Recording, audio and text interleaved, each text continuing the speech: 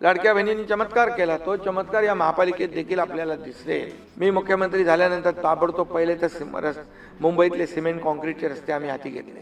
त्या मुंबईकराला पुन्हा मुंबईमध्ये आणण्यासाठी आम्ही क्लस्टर योजना करतोय। देवेंद्रजींनी आणि आम्ही ठरवले। महापालिका निवडणुकांचा प्रचार हा सुरू झालेला आहे आणि अगदी धडाक्यामध्ये सगळ्या सभा सुरू आहेत। आपल्या सोबत आहेत उपमुख्यमंत्री एकनाथ शिंदे। सर, स्वागत आहे तुमचं ETV भारतमध्ये। सर, सगळ्यात महत्त्वाचं म्हणजे आता 25 वर्ष शिवसेनेची सत्ता मुंबई महापालिकेमध्ये होती। आपण जर विकास कामं आणि या संदर्भात बोलायचं झालं तर तुम्हाला असं वाटतं का यावेळेला तुम्ही हा रेकॉर्ड मोडू शकाल? ठाणं बदलतंय, ठाण्यामध्ये सोयी सुविधा वाढत आहेत आणि जसं पूर्वीचं ठाणं एक ठाणं म्हणजे एक गाव, परंतु आता लोकसंख्या वाढली, आज लोक ठाणं पसंत करू लागलेत। त्यामुळे लोकसंख्येप्रमाणे गरजेनुसार सोयीसुविधा देणं हे देखील आमचं कर्तव्य ठरतं। आणि मी मुद्दाम सांगेन की ठाण्यावर बाळासाहेबांनी देखील खूप प्रेम केलं। ठाणं आणि शिवसेना हे समीकरण नातं गेल्या अनेक वर्षाचं आहे। धर्मवीर आनंद दिघे साहेबांनी देखील ठाण्याच्या विकासामध्ये त्यांचं मोठं योगदान राहिलेलं आहे। आणि म्हणून आज जर आपण पूर्वीचं ठाणं पाहिलं आणि आताचं ठाणं, घोडबंदरचा रस्ता पाहिला तर 2 गाड्या एक पास होऊ शकत नव्हत्या। आज आपण 150-300 फुटाचा रस्ता केलेला आहे। एवढा अवाढव्य रोड घोडबंदरचा केला आहे। सगळे रस्ते, कॅडबरीचा रस्ता पाहिला आपण तर एक हेलिकॉप्टर किंवा विमान लँड होईल एवढा मोठा रस्ता केला आहे। ठाण्यातले सगळे रस्ते आम्ही मोठे केले, काँक्रीटचे केले। या ठिकाणी मेट्रो येते, मेट्रोचं काम सुरू झालेलं आहे। इंटरनल मेट्रोचं काम सुरू होईल। त्याचबरोबर ठाण्यातली वाहतूक कोंडी दूर करण्यासाठी आम्ही फ्रीवेवरून छेडानगरमधून डायरेक्ट एलिव्हेटेड रस्ता करतो आहे। तो डायरेक्ट कोस्टल रोड म्हणजे खाडीच्या बाजूने आनंदनगर, साकेत, कोलशेत, गायमुख आणि फाउंटन असा हा बाहेरच्या बाहेर रस्ता जाणार आहे। त्यामुळे ठाण्यातली वाहतूक जी आहे ही पूर्णपणे वाहतूक कोंडी मुक्त ठाणे होईल। आणि त्याचबरोबर आज आपण पाहतोय की पूर्वीचे रस्ते, आताचे रस्ते जमीन आसमानचा फरक आहे। क्लस्टरचा मोठा आम्ही या ठिकाणी क्लस्टर डेव्हलपमेंट करतो आहे। सर्वांसाठी घरं हे प्रधानमंत्री महोदयांचा जो संकल्प आहे मोदीजींचा, त्याला आम्ही चालना देतो आहे। आज क्लस्टरच्या इमारती उभ्या राहिलेल्या आहेत। काही लोक म्हणत होते क्लस्टर क्लस्टर क्लस्टर, काय क्लस्टर कधी होणार? पण आज 5 इमारती मोठ्या 25-25, 30-30 मजल्याच्या उभ्या राहतात। त्या क्लस्टर ठाणे महापालिका आणि सिडको मिळून करत आहे। आणि त्यामुळे ज्या सोयीसुविधा आज आपण ठाण्यामध्ये पाहतोय, मोठी हॉस्पिटल येत आहेत ठाण्यामध्ये। आज ठाण्याने कात टाकलेली आहे। नवीन आम्ही मेट्रोचं नवीन रेल्वे स्टेशन बनवतो आहे। मेंटल हॉस्पिटलच्या इथे मोठं 900 बेडचं ठाण्यामध्ये आरोग्य सेवेसाठी सिव्हिल हॉस्पिटल करतो आहे, कॅन्सर हॉस्पिटल करतो आहे। अशा अनेक सोयीसुविधा, कॅशलेस हॉस्पिटल आम्ही केलेत, वागळे स्टेटमध्ये केलेत। छत्रपती शिवाजी महाराज हॉस्पिटलमध्ये आनंद दिघे साहेबांच्या नावाने कॅशलेस हॉस्पिटल केलेत। महापालिका, फक्त महापालिका, कुठलेही प्रकल्प त्यांना केंद्राची मंजुरी लागते, राज्य सरकारची मंजुरी लागते। त्यावेळी देवेंद्र फडणवीसजी मुख्यमंत्री होते, आदरणीय प्रधानमंत्री नरेंद्र मोदीजी होते। मग यापूर्वीच्या प्रधानमंत्र्यांनी का परवानग्या दिल्या नाही? पूर्वीच्या मुख्यमंत्र्यांनी का परवानग्या मिळवून दिल्या नाही? का त्याला हा प्रकल्प पुढे नेण्यास मदत केली नाही? अरे, एवढं सगळं केल्यानंतर सुद्धा ज्या देवेंद्रजींनी हे सर्व करून दिलं, सगळं केंद्राच्याकडून सगळ्या परवानग्या मिळवून दिल्या, नुसते पैसे असून चालत नाही, तर त्याला सगळ्या गोष्टींचं ज्या नियम आहेत, अटी आहेत, शर्ती आहेत, परवानगी आहेत, ह्या सगळ्या पाहिजे। पण एवढं करून पण त्या साध्या भूमिपूजनाला देखील बोलवण्याचा त्यांनी काय म्हणतो त्याला प्रयत्न नाही। बोलवायला म्हणजे ज्यांनी काम केलं, ज्यांच्यामुळे हा कोस्टल होतोय, त्यांना साधं बोलवण्याचं औचित्य किंवा औदार्य दाखवलं नाही। हा किती कद्रूपणा आहे, किती कद्रूपणा आहे। आणि आम्ही ते म्हणतात हे करून दाखवलं, ते करून दाखवलं। सांगा एकतरी काम करून कुठलं दाखवलंय? मी मुख्यमंत्री झाल्यानंतर ताबडतोब पहिले तर मुंबईतले सिमेंट कॉन्क्रीटचे रस्ते आम्ही हाती घेतले।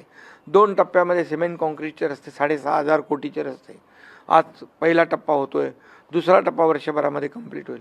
मुंबई पूर्णपणे खड्डेमुक्त मुंबई करतोय आम्ही। मुंबई प्रदूषण मुक्त आम्ही करतो। डीप क्लीन ड्राईव्ह कोणी केलं? रस्ते स्वच्छ करणं, पाण्याने धुणं कधी कोणी केलं? कुठला मुख्यमंत्री रस्त्यावर उतरला होता? हे पण मुख्यमंत्री होतेच ना. तेव्हा ते म्हणाले हे काय काम मुख्यमंत्र्याचं असतं? मग मुख्यमंत्र्याचं काय काम घरी बसण्याचं असतं? आम्ही coastal road, Atal Setu, metro, त्यांनी स्थगिती दिलेल्या मेट्रोला चालना दिली, कारशेडला चालना दिली, या ठिकाणी क्लस्टरला चालना दिली. मुंबईकर मुंबई बाहेर फेकला गेला कुणामुळे? का त्याला वसई, विरार, नाला सोपाऱ्याकडे जावं लागलं? का त्याला कल्याण, डोंबिवली, अंबरनाथ, बदलापूरपर्यंत जावं लागलं? कोण कारणीभूत आहे? मी मुख्यमंत्री झाल्यानंतर तात्काळ मी आणि देवेंद्रजींनी निर्णय घेतला क्लस्टरचा, आणि रमाबाई आंबेडकर नगरचं 17,000 झोपड्यांचं क्लस्टर आम्ही चालू केलं. 160 कोटी रुपये भाडं त्यांना दिलं. 20 वर्ष हा प्रकल्प रखडला होता. कुणामुळे? आज तिथे SRA आणि MMRDA मिळून प्रकल्प करतोय. 17 आम्ही अशा प्रकारचे क्लस्टर, 50 एकरापेक्षा जास्तीचे, कमीत कमी 50 एकर. ही मुंबई झोपडपट्टी मुक्त झाली पाहिजे.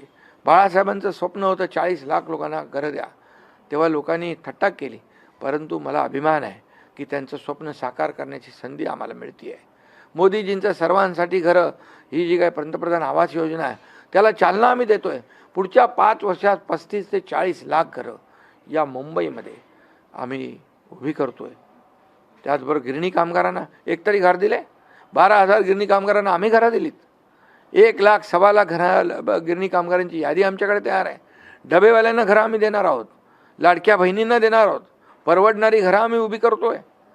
हे सगळं हे करत असताना यामध्ये आम्ही केलं काय केलं? भ्रष्टाचार करून दाखवला, खिचडीमध्ये पैसे खाऊन दाखवले, गाळामध्ये पैसे खाऊन दाखवले, रस्त्यामध्ये पैसे खाऊन दाखवले. हे केलं त्यांनी. पण बघा, मुंबईकर जनता सुज्ञ आहे. ती आता भावनेवर आणि भावनिक आव्हानावर मतदान करणार नाही. त्यांना डेव्हलपमेंट पाहिजे, त्यांना विकास पाहिजे. सर, मुंबई आणि मराठी मतदार हे एक समीकरण राहिलं आहे वर्षानुवर्ष. तर तुम्हाला असं वाटतं की मराठी मतदार हे महायुतीला एक कल देतील, किंवा राज ठाकरे आणि उद्धव ठाकरे आता एकत्र आहेत, एकंदरीत मराठी मतदारांना ते आवाहन करतायत? तुम्हाला काय वाटतं, महायुतीकडे त्यांचं? आम्ही ही निवडणूक मुंबई महापालिकेची विकासाच्या मुद्द्यावर लढतोय. आमचा अजेंडा विकास आहे, त्यांचा अजेंडा खुर्ची आहे, त्यांचा अजेंडा सत्ता मिळवणं आहे. ते म्हणतात मुंबई धोक्यात आहे, मुंबई महाराष्ट्रापासून वेगळी करणार, मुंबई महाराष्ट्रापासून तोडणार. हे दरवेळेला असंच म्हणतात. 2012ला पण तेच म्हटलं, 2017ला तेच म्हटलं. दिलं काय मुंबईकरांना? मुंबईकर गेला मुंबईच्या बाहेर. त्या मुंबईकराला पुन्हा मुंबईमध्ये आणण्यासाठी आम्ही क्लस्टर योजना करतोय, SRAचं क्लस्टर करतोय, म्हाडाचं क्लस्टर करतोय. तुम्ही काय केलं ते तर सांगा. दरवेळेला भावनिक आवाहन करून निवडणुका जिंकता येणार नाहीत. आता मुंबईकर विचारतोय आमच्या भवितव्याचं काय, आणि म्हणून मुंबईकर विकासावर मतदान करणार. आम्हाला विधानसभेत देखील विकासाच्या मुद्द्यावर आमच्या मतदारांनी, लाडक्या बहिणीने मतदान केलं. लाडक्या बहिणींनी चमत्कार केला. तो चमत्कार या महापालिकेत देखील आपल्याला दिसेल, बिलकुल दिसेल. सर, या निवडणुकीमध्ये एक मुद्दा सगळ्याधिक चर्चेत येतोय, तो म्हणजे बिनविरोध जी निवडणूक होतीये त्या संदर्भातला. तुमचं याबाबत काय म्हणणं आहे? कारण वेगवेगळे आरोप होत आहेत की निवडणूक अधिकाऱ्यांवर दबाव आणला जातोय किंवा पैसे दिले जात आहेत, असे वेगवेगळे आरोप जे आहेत ते विरोधकांकडून होत आहेत. तुमचं याबाबत काय म्हणणं आहे? बघा, विरोधकांकडे, खरं म्हणजे महाविकास आघाडीकडे, विरोधकांकडे जर चांगले कॅन्डिडेट असते तर त्यांनी का माघार घेतली असती? त्यांनी AB फॉर्म संपवायला म्हणून उमेदवार देत सुटले, आणि जेव्हा उमेदवार गेले, फॉर्म भरले, त्यावेळेस त्यांनी तिथलं पहिलं पॅनल पाहिलं.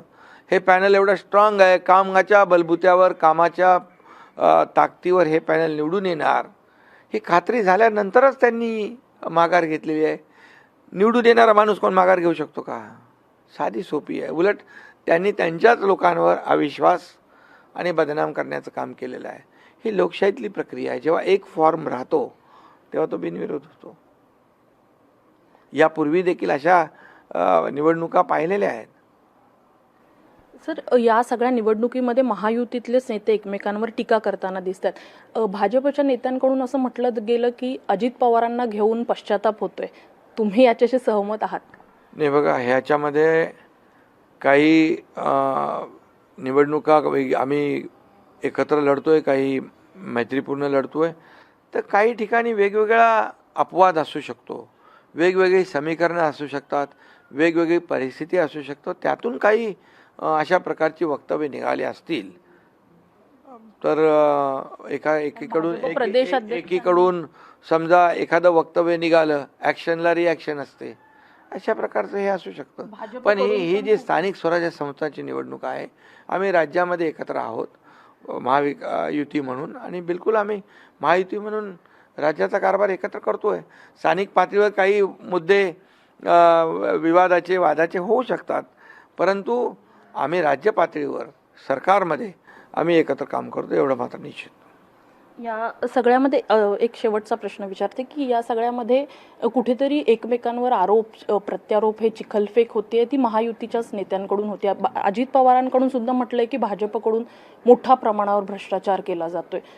तुम्ही एकत्र सत्तेत आहात, अजित पवार उपमुख्यमंत्री आहेत, त्यांच्याकडून अशा पद्धतीचं वक्तव्य येणं कितपत योग्य असं तुम्हाला वाटतं? म्हणून मी तर मगाशी म्हटलं ना की तिथल्या स्थानिक परिस्थितीनुसार काही वक्तव्य झाली असतील अपवाद म्हणून, पण शेवटी आम्ही देवेंद्रजींनी आणि आम्ही ठरवले की जरी वेगळे आम्ही लढत असू, मैत्रीपूर्ण लढत असू, तरी टोकाची टीका, टोकाची भूमिका, टोकाचे आरोप आम्ही करायचे नाही.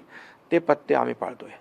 यंदा 25 वर्षाचा रेकॉर्ड तुम्ही तोडणार असा विश्वास तुम्हाला वाटतो? बिलकुल तोडणार. मुंबईमध्ये तुम्हाला सांगतो, महायुतीचाच महापौर होईल आणि रेकॉर्ड ब्रेक विजय मिळेल. महायुतीचा महापौर होईल आणि महापौर मराठीच होईल. खूप खूप धन्यवाद सर आमच्याशी बोलल्याबद्दल. Video journalist Anil निर्मलसह Prajakta Pol, ETV Bharat, Thane.